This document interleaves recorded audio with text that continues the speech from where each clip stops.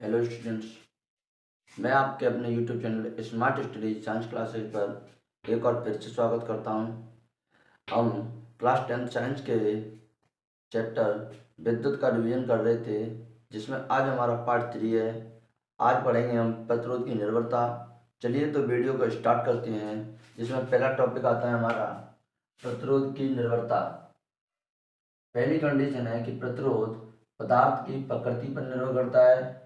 दूसरी कंडीशन है प्रतिरोध धातु की लंबाई के समानुपाती होता है, जिसे हम लिख सकते हैं R समानुपाती L। ये जो निशान है, ये निशान समानुपाती का है।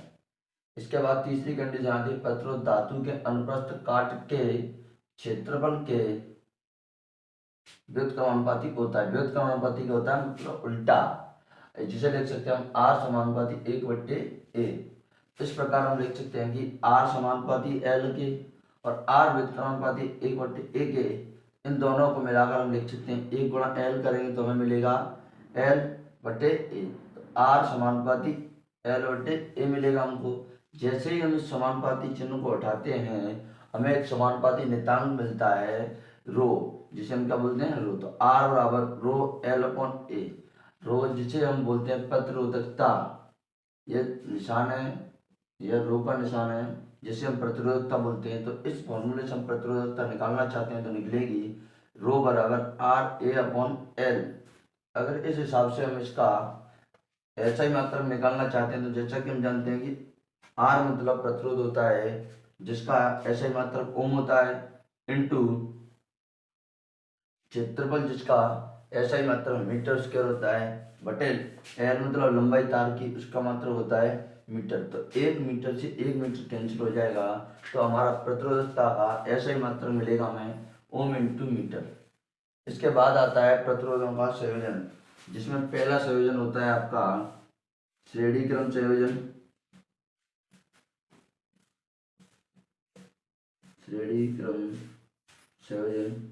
दूसरा संयोजन होता है समांतर क्रम संयोजन, जिसे पार्श्व क्रम संयोजन भी बोलते हैं।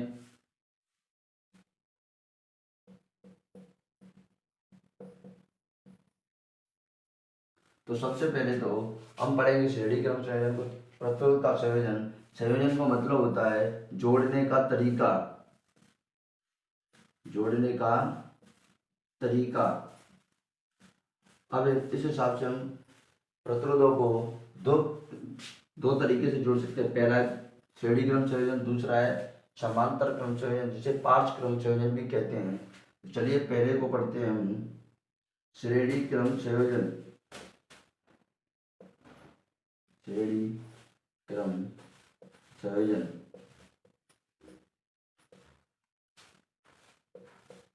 ऐसा संयोजन जिसमें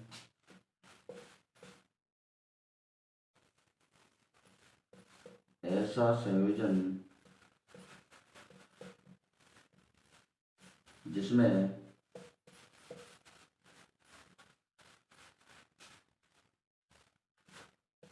पहले प्रतिरोध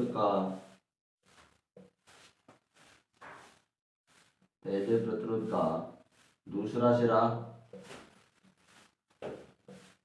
तथा दूसरे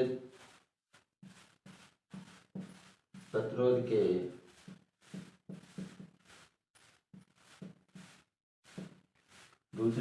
के पहले सिरे से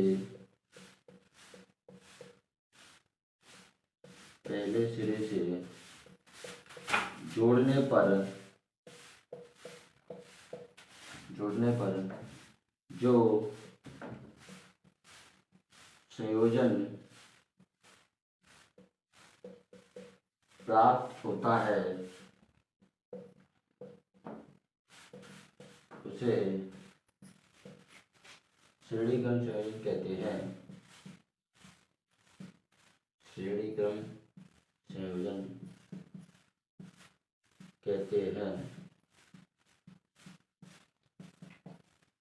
जैसा कि मान लें आप, मेरे पास यह कोई पहला प्रतिरोध है और अब आप देख सकते हैं कि ये पहला प्रतिरोध है, तो इसका पहला सिरा ये है और इसका दूसरा सिरा ये है। जैसे ही मैं कोई दूसरा प्रतिरोध लेके आता हूँ तो उसको यहाँ से चालू करता हूँ और इस प्रकार जोड़ देता हूँ। तो मैंने जैसे कि परिभाषा में बताया आपको कि ऐसा संयोजन जिसमें पहले प्रतिरोध का दूसरा सिरा, यानी ये हमारा पहला प्रतिरोध है, चलिए मैं इसको नाम देता हूँ R1 और दूसरे प्रतिरोध को नाम देता हूँ R2। तो हमारा पहला प्रतिरोध है R1 जिसका दूसरा सिरा, यानी पहले प्रतिरोध का दूसरा सिरा तथा दूसरे प्रतिरोध के, यानी ये R2 हमारा दूसरा प्रतिरोध है, दूसरे प्रतिरोध के पहले सिरे से जोड़ने पर जो संयोजन प्राप्त होता है उसे बोलते हैं हम श्रेणी क्रम संयोजन। ऐसे ही आगे आप तीसरा भी जोड़ सकते हो। इस प्रकार जो संयोजन हमें प्राप्त होता है उस संयोजन को बोलते हैं हम श्रेणी क्रम संयोजन। अब इसकी कुछ मुख्य बातें लिखते हैं, जैसे कि इस संयोजन में प्रत्येक प्रतिरोध में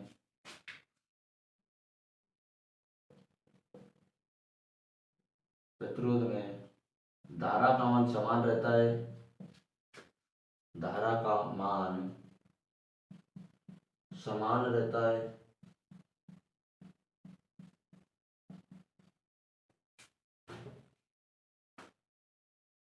दूसरा, प्रत्येक प्रतिरोध में विभवांतर का मान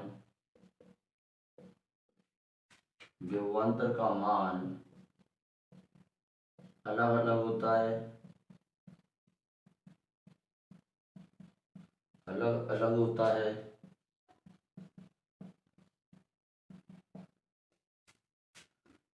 तीसरी बात है इसमें कुल प्रतिरोध का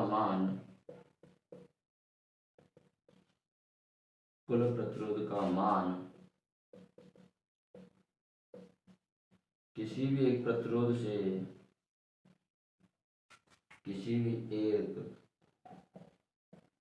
प्रतिरोध से अधिक होता है।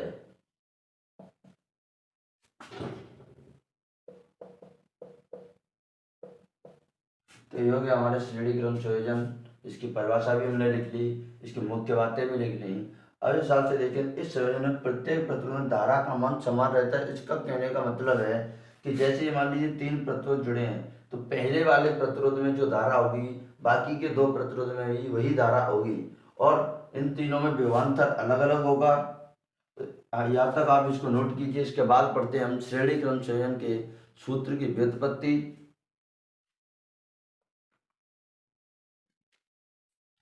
जैसा कि अभी हमने पढ़ा था श्रेणी क्रम संयोजन, अब इसके बाद हम करने वाले हैं श्रेणी क्रम संयोजन की सूत्र की उत्पत्ति। तो हमने 3 प्रतिरोध ले लिए, जिसमें पहला प्रतिरोध R1, दूसरा R2, तीसरा R3। अब हम जानते हैं कि श्रेणी क्रम संयोजन में प्रत्येक प्रतिरोध में विभव का मान अलग अलग होता है।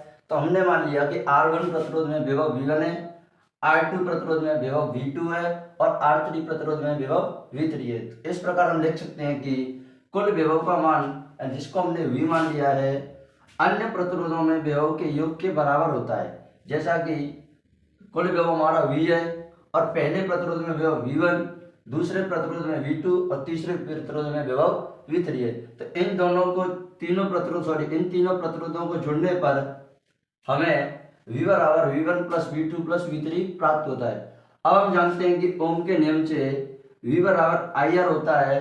तो अगर V बराबर IR है तो V1 के लिए अगर हम लिखना चाहते हैं तो हमारा बनेगा IR1, V2 के लिए बनेगा हमारा V2 बराबर IR2 और V3 का मान बनेगा हमारा IR3। अब इन सभी मानों को हम इस वाले समीकरण में रखें तो हमें प्राप्त होगा IR बराबर IR1 plus IR2 plus IR3। अब इनमें देख सकते हैं हम कि सभी में हमें I कॉमन दिखाई दे रहा है। इनमें से हमें I कॉमन लेने पर तो हमें मिलता है R1 plus R2 plus R3। अब हम जानते हैं कि I इधर भी है, I इधर भी है, तो I से I कैंसिल हो जाएगा। हमें मिलेगा RS बराबर R1 plus R2 plus R3। ये RS यहाँ पर श्रेणी क्रम संयोजन में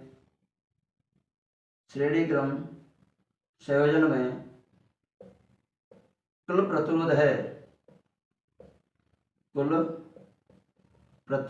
है, अगर वीडियो आपको अच्छी लगे तो वीडियो को लाइक करें, यदि आप चैनल पर नए हैं तो चैनल को सब्सक्राइब करें। Thank you.